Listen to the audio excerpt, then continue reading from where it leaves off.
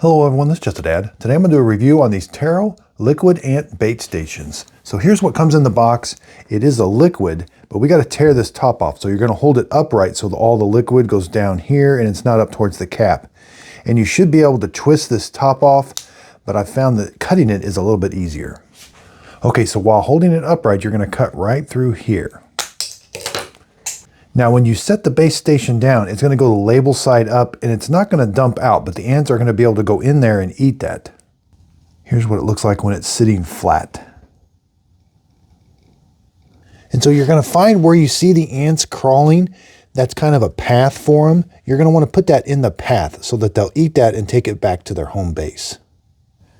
So you can put them up in the cabinets, underneath the sink, underneath the stove.